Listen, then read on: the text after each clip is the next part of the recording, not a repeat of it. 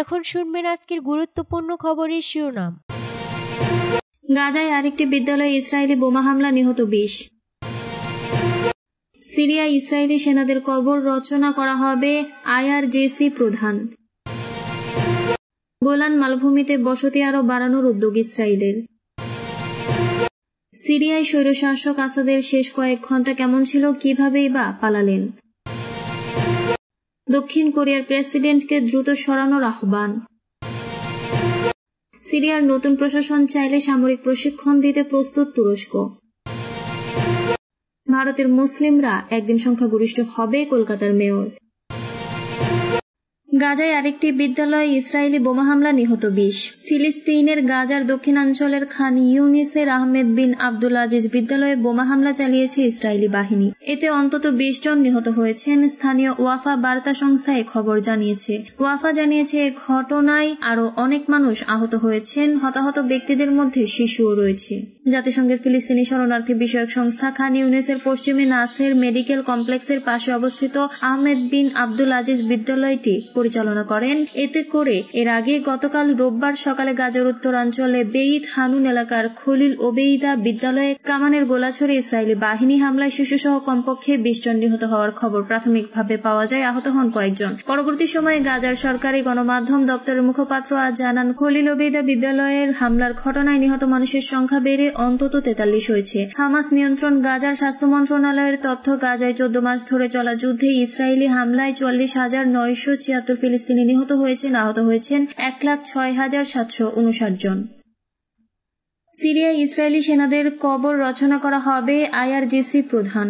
ইরানের Islamic revolutionary guard কর্পসের প্রধান Hussein সালামি বলেছেন, সিরিয়ার ইসরায়েলি সেনাদের একদিন কবর রচনা হবে, তবে এর জন্য ধৈর্য, সাহসিকতা এবং দৃঢ় বিশ্বাস প্রয়োজন বলে মন্তব্য করেন তিনি। তেহরানে দেওয়া এক বক্তৃতায় তিনি উল্লেখ করেন, ইরান দীর্ঘদিন সিরিয়ায় নিজের কোনো স্বার্থের জন্য উপস্থিত ছিল না, বরং মুসলিমদের রক্ষার উদ্দেশ্যেই তাদের অবস্থান ছিল। সালামি আরও বলেন, যখন সিরিয়ার সরকার পতনের মুখে ছিল তখন থেকেই ভয়ঙ্কর সব ঘটনা ঘটতে শুরু করে।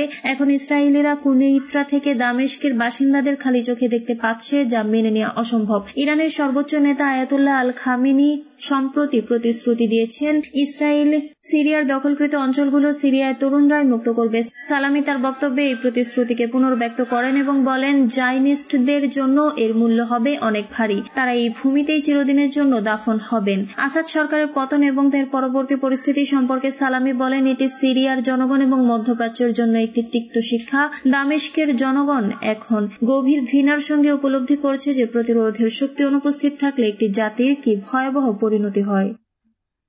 গোলান মালভূমিতে বসতি আরও বাড়ানোর উদ্যোগ ইসরায়েলের। অধিকৃত গোলান মালভূমিতে ইহুদি বসতি আরও বাড়াতে চায় ইসরায়েল। দেশটির সরকার এ সংক্রান্ত একটি পরিকল্পনায় অনুমোদন দিয়েছে। ইসরায়েলের প্রধানমন্ত্রী বেনিয়ামিন নেতানিয়াহু বলেছেন, তাদের এই পদক্ষেপ জরুরি ছিল কারণ ইসলামপন্থী বিদ্রোহী গোষ্ঠীর কাছে বাশার আল আসাদ সরকারের পতনের পর সিরিয়ার সঙ্গে ইসরায়েলের সীমান্তে একটি নতুন ফ্রন্ট খোলা হয়েছে। গোলান মালভূমিতে ইসরায়েলি বসতি দ্বিগুণ করতে চান বলেও জানিয়েছেন নেতানিয়াহু। গতকাল রোববার স্থানীয় সময় সন্ধ্যায় এক বিবৃতিতে নেতানিয়াহু কথা বলেন, 1967 সালে 6 দিনের যুদ্ধের পর ইসরায়েল গোলান মালভূমির বড় অংশের দখল নেয়। আন্তর্জাতিক আইনের ইসরায়েলের এই দখলে অবৈধ। বিদ্রোহীদের অভিযানের মুখে 8 ডিসেম্বর সিরিয়া ছেড়ে পালিয়ে যান আসাদ।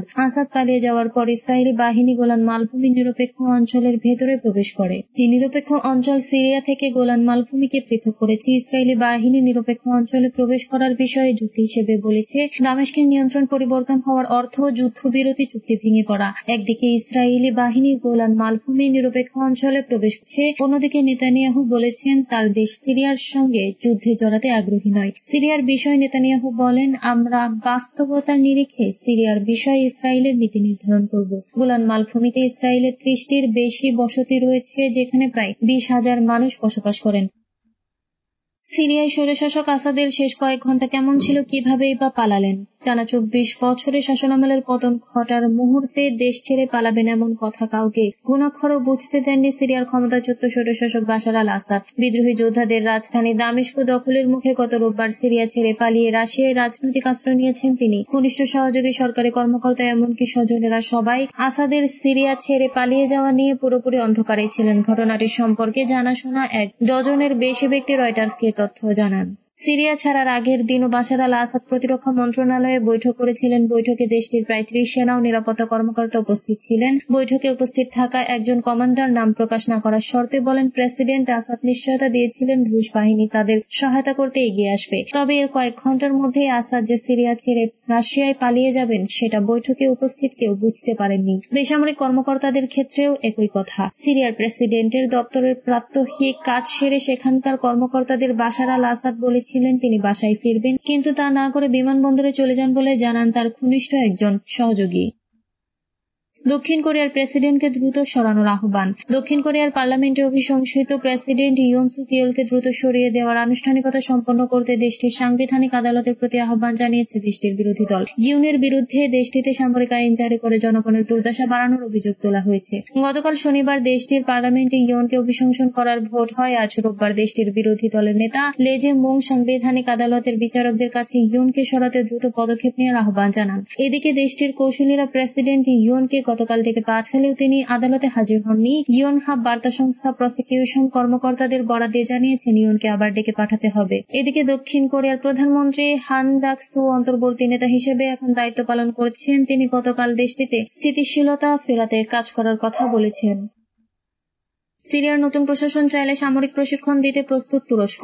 সিরিয়ার বাশার আল আসাদের পতনের পর দায়িত্ব নিয়েছে নতুন প্রশাসন। এই প্রশাসনকে কার্যক্রম পরিচালনায় প্রয়োজনীয় সহযোগিতা দেওয়া উচিত বলে মনে করেছে তুরস্ক, খবর রয়টার্সের। তুরস্কের প্রতিরক্ষা মন্ত্রী ইয়াসার গুলার জানিয়েছেন, সিরিয়ার নতুন প্রশাসন যদি অনুরোধ করে তবে আঙ্কারা তাদের সামরিক প্রশিক্ষণ দিতে প্রস্তুত। শনিবার আঙ্কারায় এক সংবাদ সম্মেলনে কথা বলেন তিনি আরো জানান, নতুন প্রশাসন জাতিসংঘ ও অন্যান্য আন্তর্জাতিক সংস্থার প্রতি সম্মান দেখানোর প্রতিশ্রুতি দিয়েছে, তাই তাদের সুযোগ দেওয়া উচিত। 13 বছরের দীর্ঘ গৃহযুদ্ধ শেষে বিদ্রোহী গোষ্ঠীর সহায়তায় বাশার আল আসাদের পতন ঘটেছে। আসাদ বিরোধী বিদ্রোহীদের দীর্ঘদিন ধরে সমর্থন দিয়ে আসছিল তুরস্ক। এর মধ্যেই সিরিয়ার রাজধানী দামেস্কে তুরস্ক পুনরায় তাদের দূতাবাস চালু করেছে। এর আগে তুরস্কের গোয়েন্দা প্রধান সিরিয়া সফর করেন। সিরিয়ার নতুন প্রশাসনের সঙ্গে সামরিক সম্পর্ক প্রসঙ্গে গুলার বলেন, তুরস্ক এর আগে বিভিন্ন দেশের সঙ্গে সামরিক সহযোগিতা ও প্রশিক্ষণ চুক্তি করেছে। নতুন প্রশাসন চাইলে তুরস্ক তাদেরও এই ধরনের সহযোগিতা দিতে প্রস্তুত।